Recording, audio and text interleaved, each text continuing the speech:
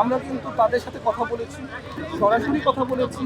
আমাদের টিম তার সাথে আসছে, ইনভেস্টিগেশনের যে অ্যাক্টিভিটির কাজ করে কিন্তু একটা টিম হিসাবে কাজ করে।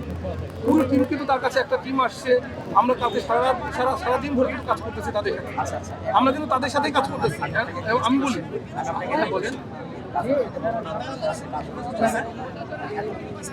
আমরা যদি তদন্তে যদি আমরা দেখি যে তারা দায়ী, তারা যেখানে থাকুক না তাদের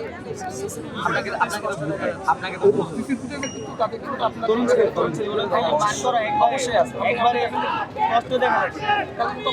এবার চিন্তা করেন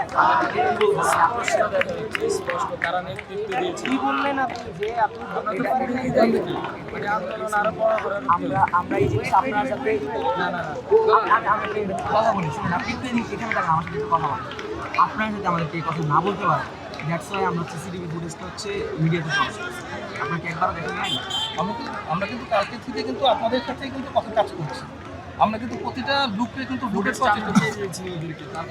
আপনার কাছে যখন আসে আপনারা কিন্তু আমাদের কাছে আচ্ছা আচ্ছা, আপনাদের এই মামলায় আমি আপনাকে বলি, এই মামলায় যে তদন্ত কমিশনার ছিল, এক্স তদন্ত কমিশনার সাইফুল ইসলাম ভাই, ওনার কাছে ফুটেজ আছে।